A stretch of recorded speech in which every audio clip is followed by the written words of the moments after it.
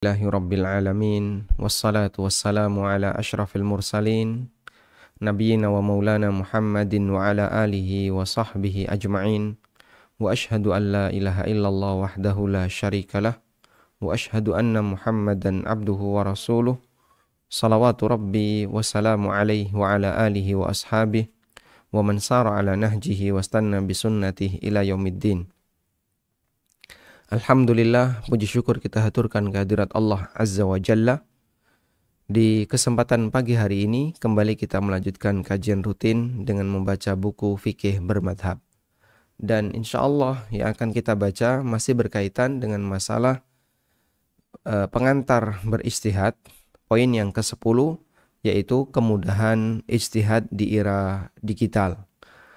Dan yang kami maksud di kesempatan kali ini adalah pembahasan terkait mudahnya orang mendapatkan referensi, mudahnya orang mendapatkan buku maupun keterangan para ulama disebabkan karena adanya fasilitas digital. Meskipun ini tidak berkolerasi dengan nilai dan kualitas hasil ijtihad yang disampaikan oleh para ulama ya, antara dulu dengan yang sekarang. Coba kita baca, silahkan bagi Anda yang memiliki bukunya bisa dibuka di halaman 232. Poin yang ke-10, kemudahan ijtihad di era digital. Ada fasilitas, ada kualitas. Ini dua hal yang berbeda. Kali ini kita bicara fasilitas, bukan bicara kualitas. Sehingga betul ada kemudahan dalam beristihad, dalam mencari referensi para ulama, namun ini tidak berkorelasi dengan kualitas hasil ijtihad. Dengan adanya perkembangan berbagai media informasi pada masa sekarang, fasilitas ijtihad di zaman ini jauh lebih mudah dibandingkan fasilitas ijtihad di masa silam. Dan itu kita akui, sehingga salah satu contoh sederhana adalah kegiatan belajar KBM yang kita lakukan. Dulu yang namanya kajian-kajian Islam sebagaimana yang terjadi pada saat ini tidak seramai saat ini. Orang untuk bisa kajian, dia harus hadir di majelis ilmu, atau kalau tidak dia harus mendengarkan radio. Dan kalau tidak, nonton televisi. Media yang dia gunakan ketika itu masih sangat sederhana. Orang tidak bisa mengakses kajian sewaktu-waktu dari YouTube, atau mengakses kajian sewaktu-waktu dengan download ya, rekaman. Mereka tidak punya kemampuan untuk itu. Sekarang Masya Allah ya, orang bisa nonton kajian kapanpun yang dia inginkan. Mau di malam hari silahkan, mau pagi hari ada, mau siang hari juga tersedia. Sehingga tinggal sedia kuota, kemudian dia nonton, dia tekan itu HP, dia bisa menonton materi kajian yang dia harapkan. Baik.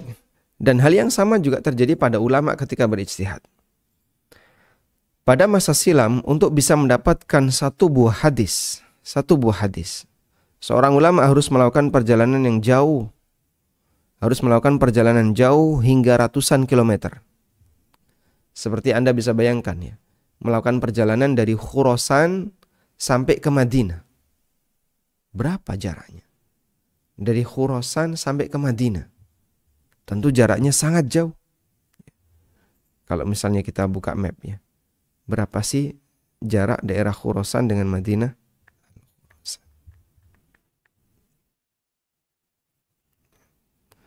Ini Al-Khurasan di daerah Suriah. Seharusnya di Irak ya. Tapi ya mungkin Khurasan di Suriah. Ada Khurasan yang ada di Irak. Untuk mendapatkan sebuah hadis di Iran ya. Ini dulu termasuk di antara daerahnya para ulama Khurasan yang ada di Iran ini. Dan mereka harus melakukan perjalanan dari titik ini Pak, merah, sampai ke kota Madinah yang ada di sini. Masya Allah, jauh sekali. Kota Madinah di sini. Subhanallah. Dan itu dilakukan oleh ulama masa silam. Melakukan perjalanan yang sangat jauh.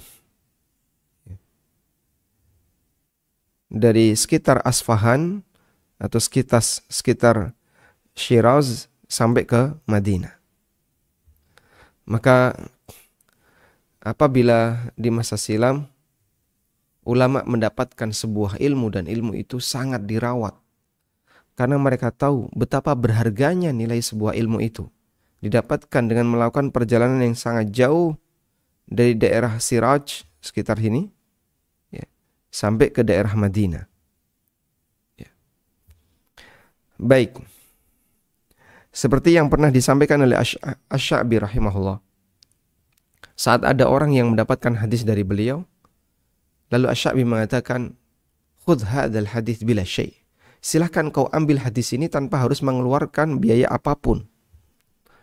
Dulu orang melakukan perjalanan dari Khurasan ke Madinah untuk hanya bisa mendapatkan satu buah hadis. Di samping itu, banyak sekali ilmu pelengkap ijtihad yang belum dikodifikasi. Sehingga orang kalau mau belajar usul fikih, bagaimana caranya? Waktu itu ilmu belum dikodifikasi. Kalaupun ada kitab yang tertulis, para ulama juga memiliki keterbatasan dalam mendapatkan kitab itu. Kalaupun mereka mendapatkannya, mereka harus mengeluarkan modal besar untuk menyalinnya. Dan dulu ada orang yang dia bertugas sebagai an-nassakh, sebagai penyalin kitab. Sehingga ada buku yang ditemukan oleh para ulama di perpustakaan tertentu, lalu buku itu dipinjam, kemudian diserahkan ke nassakh. Nah, nassakh ini nanti akan menyalin isi buku itu dalam kitab yang baru.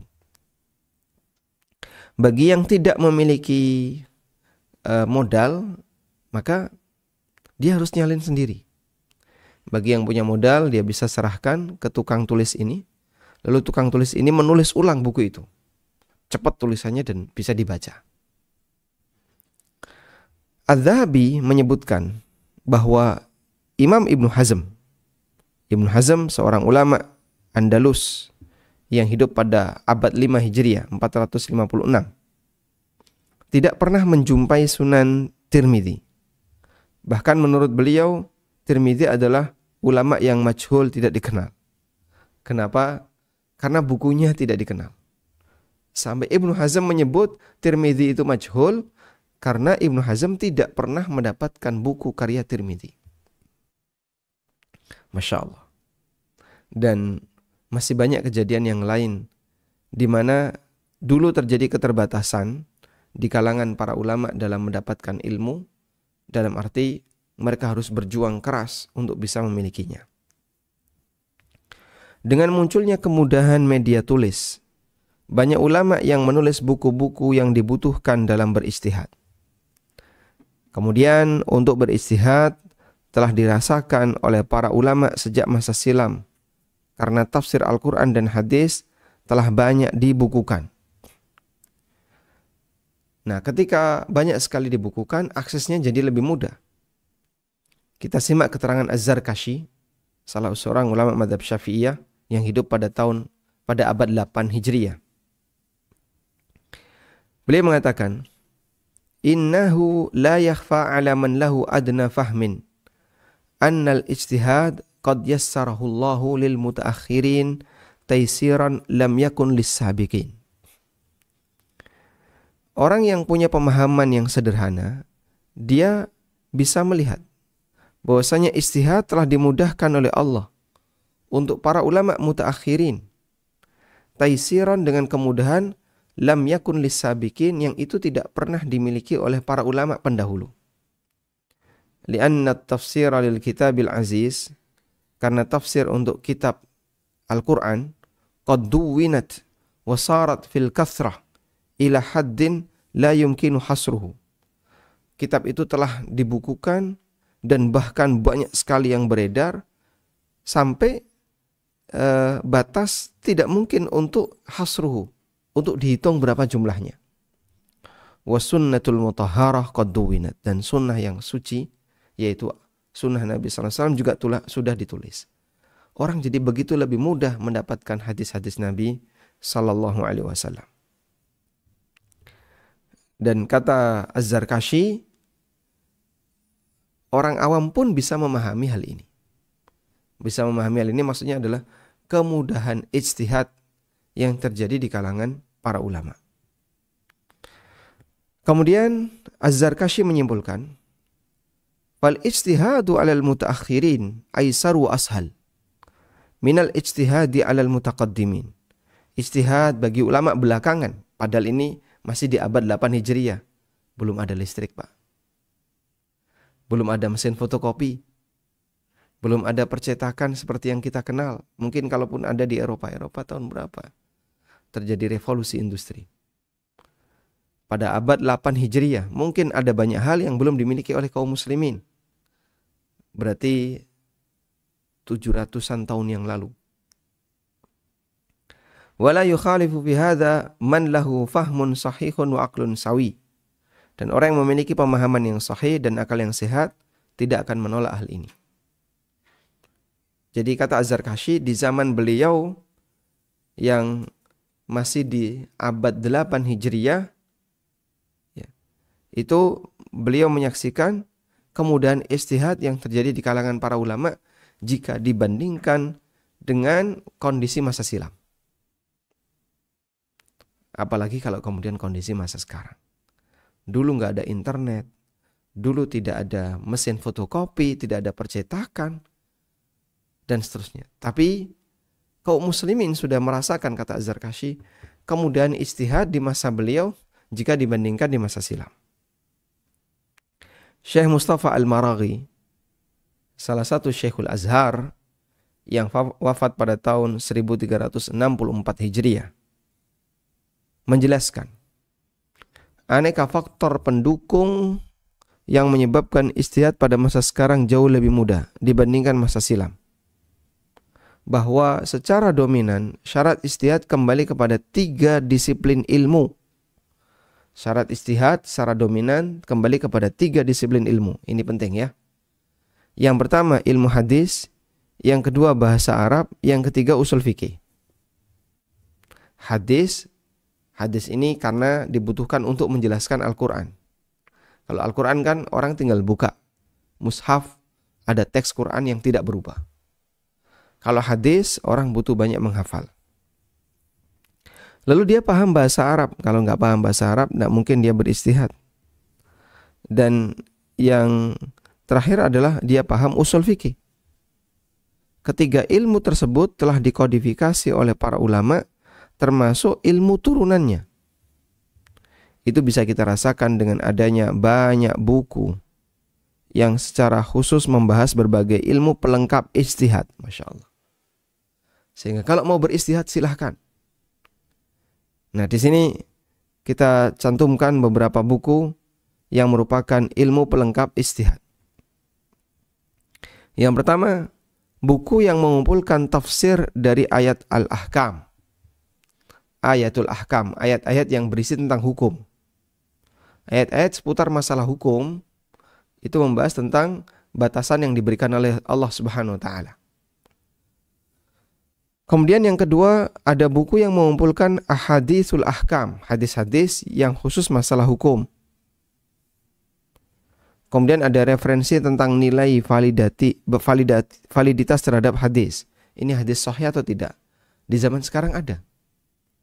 Sehingga kita bisa melihat misalnya rujukannya keterangan Syu'aib Al-Arnaud, atau keterangan Syekh Albani, atau keterangan siapa lagi yang merupakan ahli hadis yang diakui. Lalu buku-buku yang membahas nasikh wal mansukh, mana yang dihapus, mana yang menghapus. Dan referensi tentang permasalahan yang disepakati oleh para ulama yang disebut dengan mawaqi' al-ijma'. Ijma'nya ada di mana saja, ada di sini, di sini, di sini, dan ulama sudah membuat buku-buku tentang itu. Lalu ribuan buku-buku fikih, ini sebenarnya tidak masuk ya. Ini taruh di sini.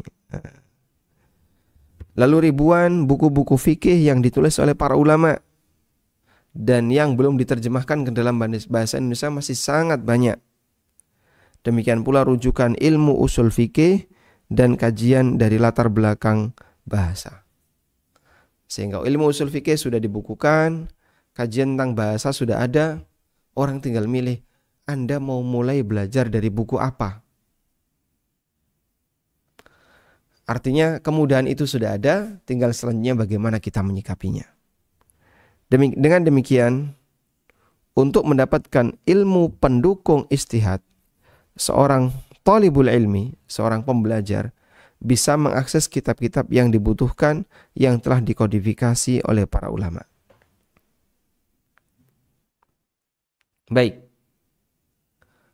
Ini kami simpulkan dari artikel yang ditulis oleh Dr. Arif Hasuna. Beliau adalah dosen Fakultas Syariah di Universitas Yordan. Sehingga kita bisa saksikan di sini ketika kebutuhannya itu demikian banyak, namun orang yang berijtihad dia bisa mengakses ilmu sesuai dengan yang dia kehendaki dengan cara yang mudah, maka tinggal selanjutnya apakah orang itu mau belajar atau tidak. Dalam forum tentang mengembangkan potensi ijtihad, at-ta'lim asy-syar'i al-mu'ahhil lil ijtihad, Syekh Mustafa Az-Zarqa menjelaskan, wa huwa al-yawma lil munsharif wal mutakhassis ashalu minhu fil madi. Upaya ijtihad pada hari ini bagi orang yang menggeluti bidang ilmu tertentu, al-mutakhassis, yang dia fokus di ilmu tertentu, ashalu minhu fil ma'asi. Ashalu minhu fil madi. Itu lebih mudah daripada ijtihad di masa silam. Litawafuri wasailil ma'rifah. Sebab ada banyak fasilitas belajar. Walitadwini jami'i masadiril ilmi. Di samping itu, ada banyak sumber ilmu yang telah tertulis, yaitu buku-buku yang tadi kita sebutkan. Bisyariah, yang menyebutkan tentang ilmu syariat. Masadiril ilmi bisyariah. Wala siyama as-sunnatun nabawiyah. Terutama sunnah Nabi Sallallahu Alaihi Wasallam. Buku-buku tentang sunnah Rasulullah SAW banyak sekali. Kumpulan hadis A, B, C, dan seterusnya. Dan itu bisa kita saksikan betapa mudahnya orang mendapatkannya, bahkan hanya tinggal menggunakan aplikasi. Sekarang orang bisa mendapatkan ribuan, bahkan jutaan hadis hanya dengan aplikasi yang digunakannya. Demikian pula kitab para ulama. Ribuan kitab secara digital bisa dirangkum hanya dengan satu aplikasi. Ribuan kitab. Aplikasi apa itu? Maktabah Asy-Syamilah. Ada 5.000 judul, ada yang 7.000 judul ya. Dan satu judul bisa jadi 20 jilid. Satu judul 15 jilid. Masya Allah. Setelah karya para ulama dijadikan sebagai konten digital dan masuk dalam jaringan internet pun, para pembelajar Islam bisa dengan mudah melakukan pencarian jawaban atau keterangan ulama dengan kata kunci di Google. Sehingga bisa mengakses web A, web B, web C, nonton di televisi. Kendati demikian, kita bicara tentang masalah kualitas. Kendati demikian, fasilitas tidak menjamin kualitas. Melemahnya semangat belajar kaum muslimin merupakan faktor utama yang menyebabkan karya para ulama menjadi kurang mendapatkan perhatian. Apalagi semua referensi ulama berbahasa Arab, sehingga syarat mutlak untuk bisa mengenal ijtihad adalah dengan memahami bahasa Arab. Imam Asy-Syafi'i rahimahullah pernah mengatakan, "Man tabahhara fin nahwi ihtada ila kullil ulum." Orang yang menguasai ilmu nahwu, maka akan dimudahkan bagi dia untuk mempelajari semua ilmu yang lainnya. Anda mau belajar ilmu tafsir, ilmu hadis, ilmu fikih, ilmu yang lain, semuanya butuh modal bahasa Arab. Masya Allah. Sehingga tinggal berikutnya adalah mau belajar ataukah tidak. Walaqad yassarnal Qur'ana lidzikri fahal mim muddakir.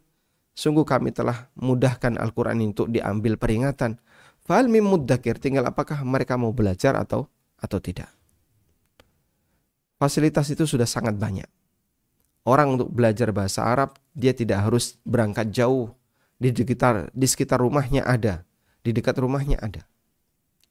Sehingga ketika demikian keadaannya, maka sebenarnya manusia harus mulai menyadari adanya kemudahan-kemudahan dalam beristihad. Itu akan memberikan seorang muslim untuk lebih sungguh-sungguh dalam belajar. Wallahu alam, demikian yang bisa kita bacakan dari keterangan para ulama. Dan pada pertemuan berikutnya, nanti insya Allah kita akan membahas tentang masalah taklid. Bagaimana batasan-batasan taklid, pembagian taklid, mana taklid yang boleh, mana yang taklid yang dilarang. Insya Allah nanti akan kita bahas di pertemuan berikutnya. Dalam judul bab kaidah dalam taklid beragama, ya, dengan prinsip agar tidak terjadi taklid buta. Baik, demikian. Semoga bermanfaat. Wassallallahu ala nabiyina Muhammadin wa ala alihi wa sahbihi wasallam. Cari produk ANB Store, kaos, merchandise, atau buku. Silakan kunjungi anbstore.id, Tokopedia dan Shopee di ANB Store ID. Dengan semakin berkembangnya dakwah yang disampaikan melalui ANB Channel yang diisi oleh Ustadz Amin Nurbaid, Ustadz Wira Mandiri, Ustadz Ristian Radil, Ustadz Amir As-Soronji, Ustadz Musa Jundana, Ustadz Muhammad Abu Rifai, dan para asatidzah Jogja lainnya, serta untuk meningkatkan pelayanan kepada kaum muslimin melalui Yayasan Amal Abadi Indonesia yang mengelola lembaga Indonesia Bersih Riba, tim perawat jenazah Al-Baqi, konsultasi zakat dan waris. Insya Allah akan dibangun kantor dan studio ANB Channel yang representatif serta kantor Yayasan Amal Abadi Indonesia. Mari dukung dengan menginfakkan sebagian harta kita melalui Bank Syariah Indonesia atas nama Yayasan Amal Abadi Indonesia dengan nomor rekening 7441998877. Jazakumullah khairan wa barakallahu fikum.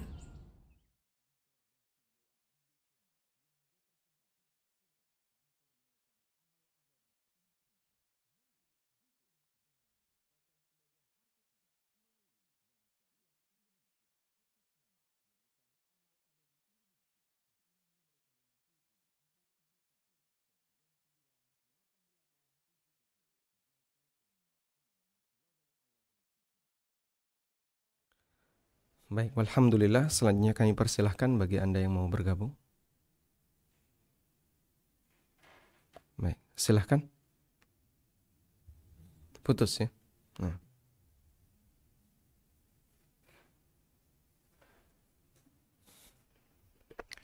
Bismillah. Assalamualaikum Ustaz.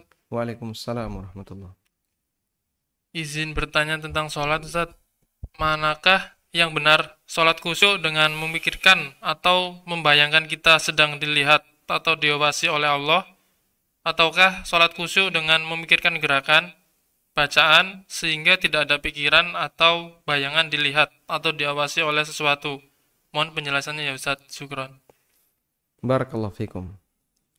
Jadi intinya begini ya. Kita ibadah itu diibaratkan seperti bekerja. Bekerja yang akan dipersembahkan kepada Allah Subhanahu wa taala. Nah, saat orang itu bekerja, maka dia dituntut untuk fokus. Dan fokus bekerja dalam sholat harus lahir batin. Lahirnya benar, batinnya juga benar. Oleh karena itu, ketika orang melaksanakan sholat dan dia harus khusyuk dalam sholatnya, maka hakikatnya dia sedang bekerja dan dia fokus lahir batinnya. Sehingga dalam hal seperti ini, saat dia membayangkan bahwasanya di hadapannya ada Allah, atau Allah mengawasinya, maka dia akan lebih serius dalam bekerja itu. Sebab dengan itu dia tahu Allah mengawasi kita, lahir batin.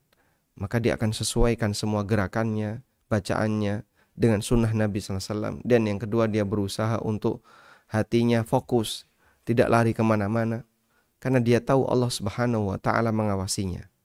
Itulah yang dimaksud khusyuk, dan itu tidak bertentangan dengan membayangkan Allah Subhanahu wa ta'ala melihatnya. Karena seperti orang yang bekerja, dia fokus dengan pekerjaannya dan dia tahu ini sedang diawasi oleh CCTV. Tapi dia fokus dengan pekerjaannya. Ada CCTV dan dia fokus dengan pekerjaannya. Dia tahu. Maka dia menjadi hati-hati dalam bersikap karena diawasi oleh CCTV. Di saat yang sama dia juga fokus dengan pekerjaannya. Wallahu a'lam. Assalamualaikum warahmatullahi wabarakatuh, Ustaz. Waalaikumsalam warahmatullahi wabarakatuh. Dari penjelasan yang tadi, apakah berarti dengan segala kemudahan teknologi sekarang, maka hampir tiap orang tak punya alasan lagi untuk tidak tahu mengenai perkara syariat ya Ustaz? Apakah dengan adanya kemudahan di zaman sekarang, orang kemudian tidak lagi punya alasan untuk tidak tahu tentang masalah syariat? Sebenarnya ini tidak hanya berlaku untuk sekarang. Karena begini ya, ilmu seperti yang kita ketahui, di situ ada yang sifatnya wajib ain. Bagi semua manusia wajib untuk paham. Dan ada yang sifatnya wajib kifayah. Dan ada yang sifatnya ilmu sunnah. Baik. Untuk wajib ain, orang harus belajar semampu yang bisa dia lakukan. Semampu yang bisa dia lakukan. Karena itu dalam posisi ini, jika dia tidak belajar, maka dia berdosa. Jika ada orang tidak belajar, padahal dia punya kemampuan, dia tidak berdosa. Dia berdosa.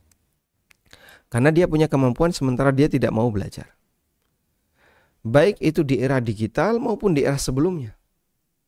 Karena kalaupun sebelumnya gimana Pak? Dia harus keluar dari rumahnya untuk tanya kepada seseorang, belajar kepada ustadz bagaimana cara sholat yang benar, bagaimana cara wudhu yang benar.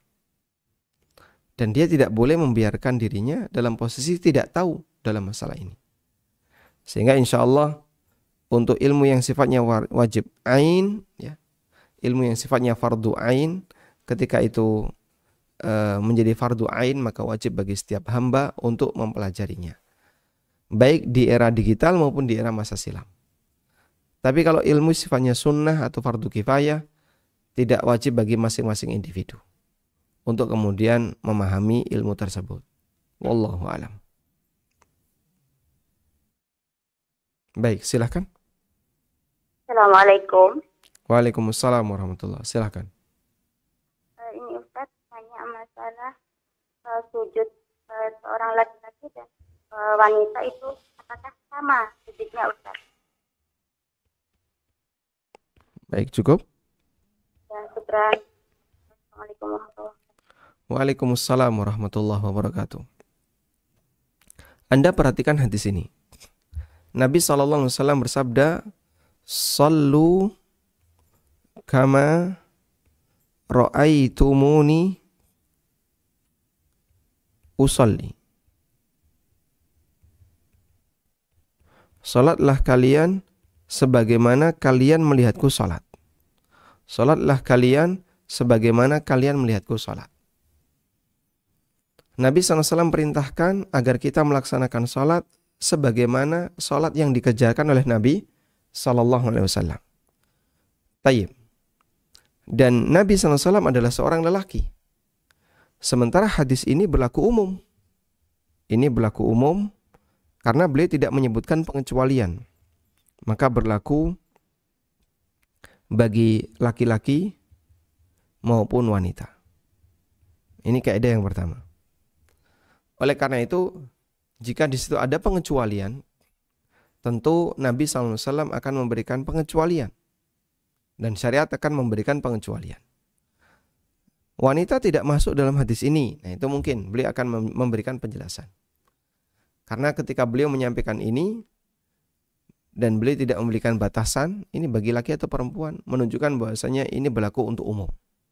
Baik laki maupun perempuan. Sallu kama ra'aitumuni usalli. Salatlah kalian sebagaimana kalian melihatku salat. Baik. Sehingga berdasarkan hal ini, bagaimana dengan sujudnya wanita? Jawabannya sama dengan lelaki. Lelaki kalau sujud direnggangkan tangannya. Wanita gimana Pak? Ya sama direnggangkan. Bukannya dirapatin, bukan, direnggangkan. Ya. Sebagaimana pula untuk yang lainnya, maka lelaki dan wanita juga sama. Nah, kemudian dalam prakteknya ada seorang wanita yang bernama Ummu Darda. Ummu Darda As-Sughra. Ummu Darda itu ada dua ya. Ada Ummu Darda Kubra, istrinya Abu Darda yang juga sahabat. Dan ada Ummu Darda Sughra. Kalau Kubra ini istri yang lebih senior, istri tua. Kalau Sughra ini istri yang lebih muda. Dan ini tabi'in. Abu Darda menikahi wanita tabi'in, yaitu Ummu Darda. Maka Ummu Darda ada dua. Nah, Ummu Darda Sughra ini yang banyak meriwayatkan keterangan dari Abu Darda. Wa kanat faqihatan, dan beliau adalah orang yang paham fikih. Ini gelarnya faqihah. Orang yang paham ilmu fikih, orang yang ulama. Ummu Darda Sughra ini seorang ulama. Baik. Nah, ketika dilakukan praktek seperti ini, maka pada asalnya laki dan perempuan itu sama. Baik, kembali ke Ummu Darda tadi. Ummu Darda itu ketika duduk, saat duduk sama sebagaimana saat duduk ketika sholat ya. Ketika sholat, saat duduk ketika sholat itu sama sebagaimana duduknya lelaki. Artinya beliau tidak membedakan antara bagaimana cara sholat lelaki dan bagaimana cara sholat perempuan. Sehingga berdasarkan hal ini maka hukum asal sholat lelaki dan perempuan adalah sama. Wallahu a'lam. Baik. Ustadz, sebagai orang awam, bagaimanakah kita beramar ma'ruf di era digital ini? Kadang khawatir yang kita sampaikan hadisnya dhaif atau tidak sesuai dengan pemahaman salafus soleh. Syukron Ustaz. Anda bisa mencatat ya beberapa keterangan dari para ulama atau para ustadz yang keterangan itu cukup mudah untuk didapatkan. Kemudian Anda catat dan Anda sebarkan. Insya Allah semoga ketika ada orang yang dapat hidayah karena itu, jadi bisa jadi trigger ya, komen atau kemudian poster dan seterusnya. Jadi trigger, nyentuh dalam hati seseorang. Karena jadi trigger, akhirnya orang itu mau untuk belajar. Atau Anda misalnya punya sebuah video yang bagus, lalu Anda sebarkan video itu, insya Allah tidak masalah. Ada banyak sekali kemudahan yang bisa didapatkan oleh seorang muslim dalam menyebarkan dakwah di era digital semacam ini, dan dia tidak butuh modal banyak ya. Tinggal share, selesai. Modalnya adalah paket data, itu tok. Lebih dari itu terserah komen orang bagaimana. Kalau dulu Masya Allah untuk bisa berdakwah dia harus melakukan perjalanan jauh dulu, kemudian dia harus A, harus B dan seterusnya. Sekarang ada banyak sekali kemudahan yang diberikan oleh Allah Subhanahu wa taala bagi kaum muslimin ketika mau mendekat kepada agamanya di zaman saat ini. Wallahu a'lam. Baik. Ustadz, tentang cara sholat kemarin habis subuh ada dua ustadz yang menyebutkan bahwa menyatukan tumit ketika sujud hadisnya dhaif. Apakah benar Ustadz? Mohon solusinya. Jazakallahu khairan. Wa jazakumullahu khairan. Nah, memang kita akui bahwasanya ini termasuk di antara ranah ikhtilaf. Namun dari hadis yang kemarin kita baca adalah hadis Aisyah radhiyallahu anha.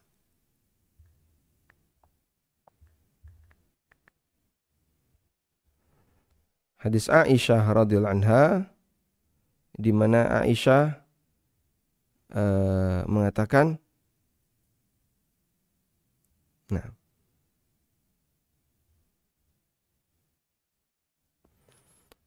faqattu Rasulullah sallallahu alaihi wasallam, aku kehilangan Nabi sallallahu alaihi wasallam. Dan ketika Aisyah itu mencari, ternyata menemukan wajadtuhu sajida. Aku jumpai Nabi sallallahu alaihi wasallam sedang bersujud, rasan akibai, merapatkan kedua tumitnya. Memang hadis ini hadis diriwayatkan oleh Baihaqi, kemudian Al-Hakim, artinya bukan riwayat Bukhari maupun Muslim. Namun kita tidak di sini ada keterangan dari para ulama, kita ikuti dari keterangan para ulama, disahihkan oleh Adz-Dzahabi. Meskipun tidak menutup kemungkinan ada ulama yang menilai dhaif. Dan ada beberapa gerakan sholat yang sudah menjadi kebiasaan kita, ternyata hadisnya dinilai dhaif oleh sebagian ulama. Sehingga seperti sedekap di dada, sebagian ulama menilai hadisnya dhaif. Yang betul sedekap aja, lalu ditaruh di atas badan, mau di dada boleh, mau di perut boleh, mau di bawah pusar juga boleh. Karena yang menyebutkan tambahan dada, statusnya adalah hadis yang dhaif. Baik. Wa ala kullin, intinya begini ya, bahwa ketika terjadi ikhtilaf dalam masalah validitas hadis. Ketika terjadi ikhtilaf dalam masalah validitas hadis, ini nanti akan berimbas kepada ikhtilaf pendapat. Ketika terjadi ikhtilaf dalam masalah validitas hadis, maka nanti akan ada ikhtilaf dalam pendapat. Karena pendapat itu turunan dari penilaian orang terhadap validitas hadis. Sehingga kalau seperti ini, berarti ketika ada beda pendapat, ini kan beda pendapat karena ijtihad.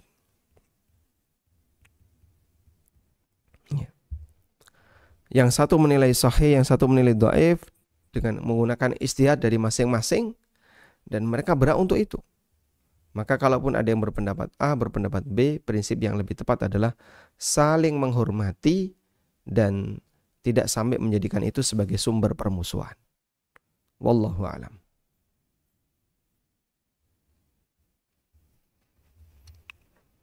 Baik, cukup? Ada lagi? Ada satu.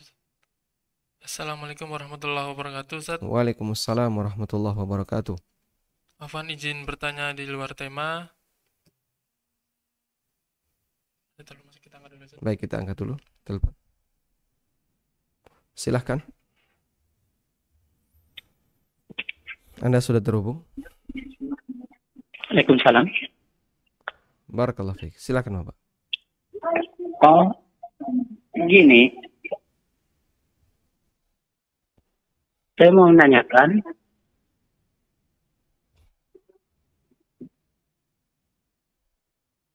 Halo? Silakan. Sebaiknya televisinya di mute, Pak ya. Volume televisi di mute, Bapak dengarkan suara dari HP.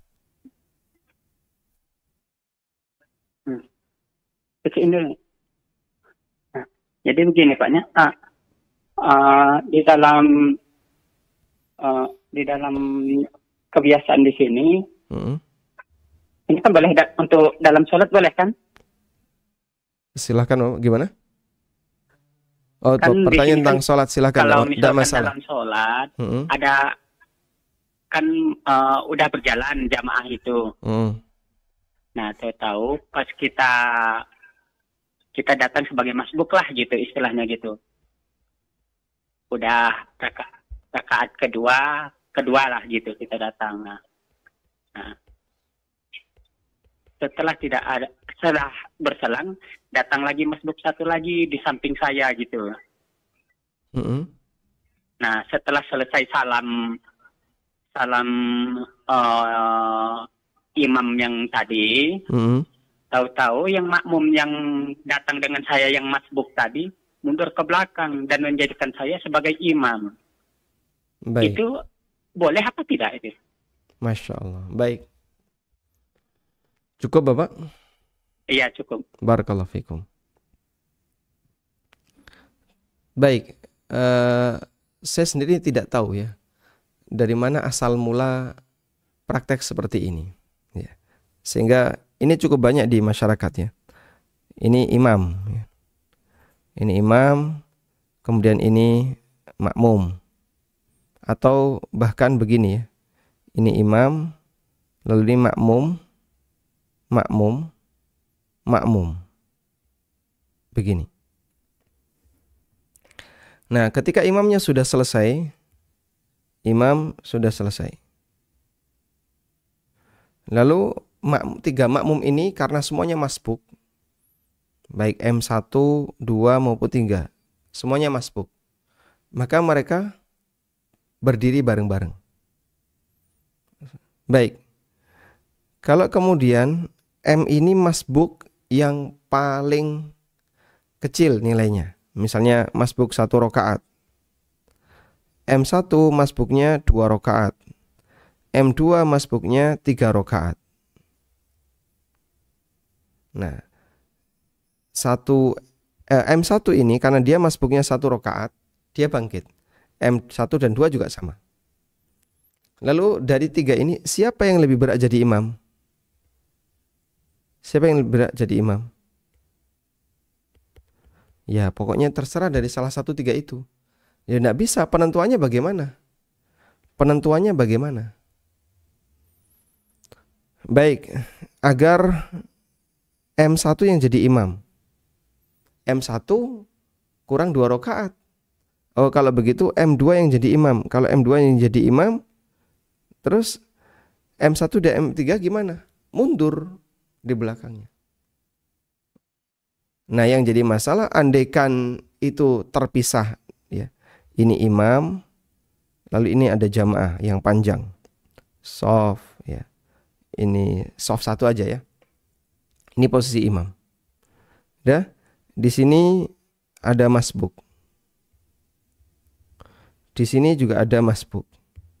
Karena nyusun shafnya dari tengah. Di sini ada masbuk, di sebelah kanan ada masbuk, di sebelah kiri ada masbuk.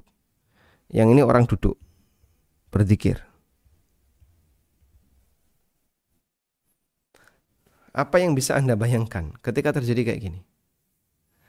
Maka di sini ada jamaah, karena jamaahnya mundur. Tadi yang masbuk mundur, melanjutkan orang yang ada di sini jadi imam. Ini juga sama. Masbuk jamaah.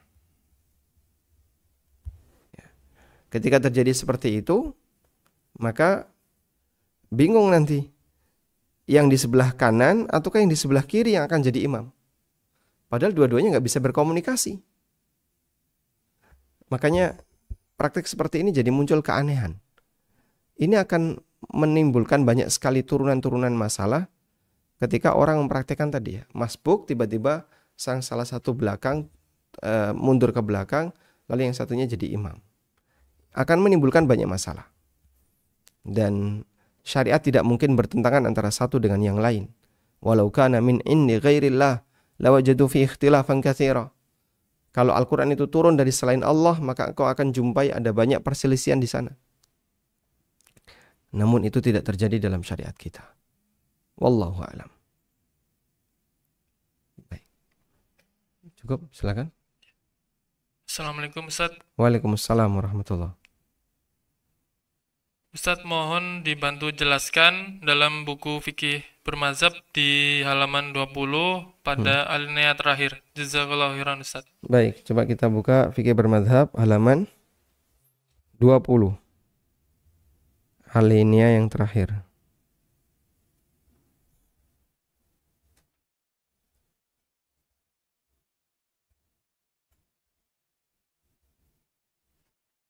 Baik.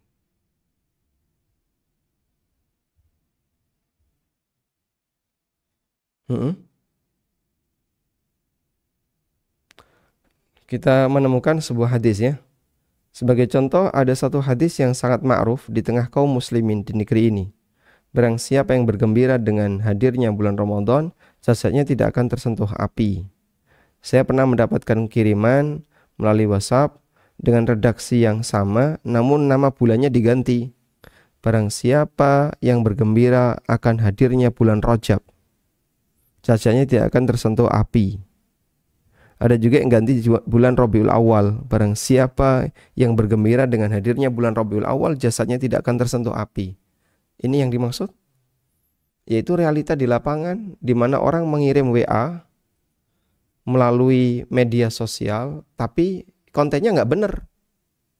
Makanya bagi teman-teman yang sudah sensitif dengan namanya hadis dhaif dan seterusnya, Anda pastikan konten benar, silahkan sebarkan.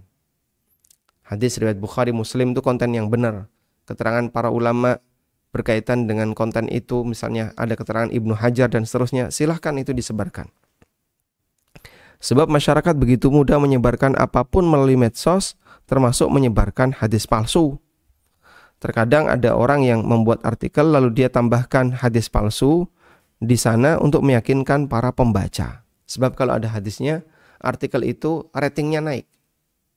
Jadi tingkat kualitas artikel itu semakin bertambah.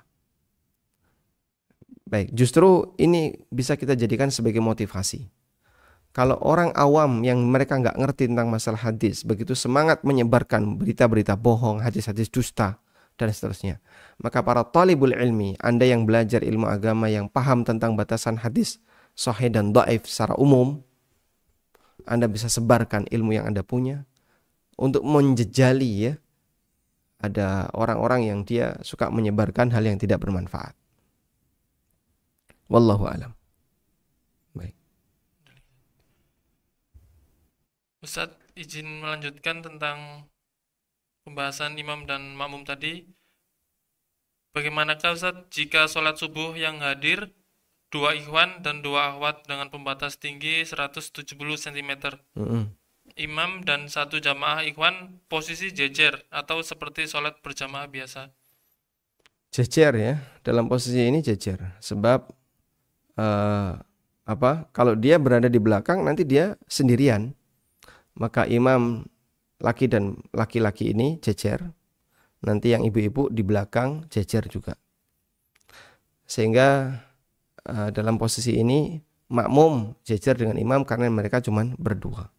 Wallahu alam. Kecuali kalau ada lelaki yang lain, jadi 3 orang ya. Imam di depan dan 2 orang di belakang. Dan inilah nasib masjid ketika sholat subuh ditinggalkan oleh jamaahnya. Karena banyak di antara mereka yang belum bangun, atau di antara mereka yang masih malas untuk ke masjid dan seterusnya. Nah. Assalamualaikum Ustaz. Waalaikumsalam. Terkait mudahnya belajar di era digital ini, saya belajar sunnah melalui TV sunnah. Alhamdulillah kita bisa bertanya langsung dan saya membaca buku hadis Bukhari Muslim dan Sahih Bukhari. Apakah cukup itu untuk saya sebagai seorang ibu karena di keluarga saya masih melakukan yang dilarang kegiatan atau halal sunnah? Jazakallahu khairan. Barakallahu fikum. Silahkan diakses semampunya. Fattaqullaha mastata'tum. Bertakwalah kepada Allah semampu yang bisa Anda lakukan. Karena itu ketika Anda diberi kemudahan bisa mengakses video kajian dan seterusnya dalam posisi Anda sebagai ibu rumah tangga yang tidak bisa banyak bergerak karena harus ngurusi rumah tangga, insya Allah dengan itu untuk sementara waktu bisa disebut mencukupi. Yang penting ilmu wajib jangan sampai tidak tahu. Nah kemudian diharapkan nanti tetap bisa hadir dalam forum kajian sesuai dengan waktu dan kelonggaran yang Allah berikan. Ketika Anda hadir dalam forum kajian itu, maka Anda bisa mendapatkan pahala yang lebih. Mulai dari pahala melangkahkan kakinya menuju masjid, tahiyatul masjid, nunggu ketika kajian sebelum dimulai dan seterusnya. Itu semuanya tidak ada yang sia-sia. Semuanya bisa bernilai pahala. Wallahu alam. Ustadz, bagaimanakah hukumnya sholat dalam masa haid akan tetapi tidak keluar? Jadi hari pertama sampai ketiga keluar darah haid. Setelah itu 5 hari tidak keluar sama sekali. Dan setelah itu keluar lagi selama 1 pekan kemudian. Apakah diperbolehkan untuk sholat, Ustaz? Baik. Jawabannya wajib sholat.